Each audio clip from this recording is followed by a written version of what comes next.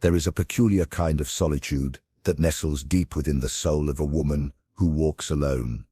Her aloneness is not merely circumstantial, nor is it a product of misfortune.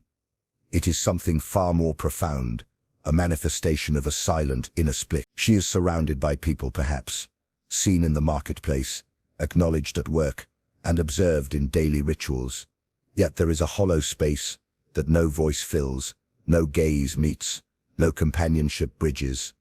Her solitude is not external, it is existential.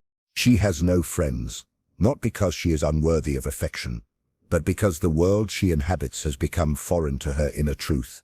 In her silence, she hears the cry of something deep and old, something that others have long drowned out with noise, distraction, and shallow exchange. She carries the burden of an unshared soul, and in this lies her quiet tragedy.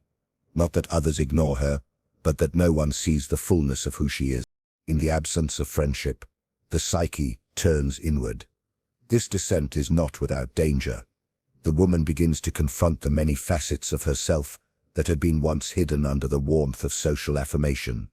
Now, with no audience and no echo, she becomes her own witness. She stares at the chaos of the unlived life, the ambitions not pursued, the words not spoken, the love withheld even from herself. There is no one to distract her from this revelation. Others speak of friendship as though it were merely a matter of common interest or shared laughter. But for this woman, friendship has always meant something else. It is the recognition of the self in another's eyes, and because she sees herself too clearly, she finds it difficult to be seen. Her insights become obstacles, her intensity a wall. She does not know how to be partial.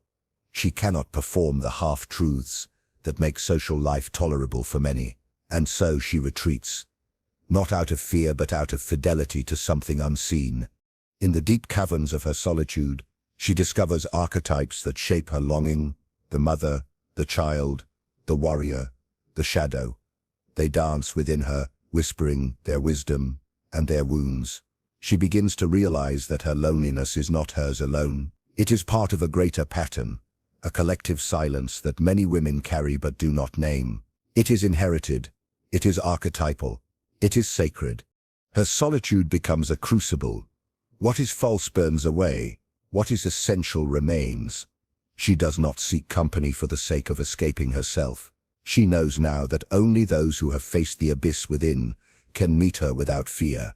She waits, not in bitterness but in quiet clarity, for someone who does not flinch when confronted by truth, for someone who will not reduce her to comfort or convenience. Until then, she remains as she is. Not broken, but undivided. Not abandoned, but awakening. Alone, not as a curse, but as a calling.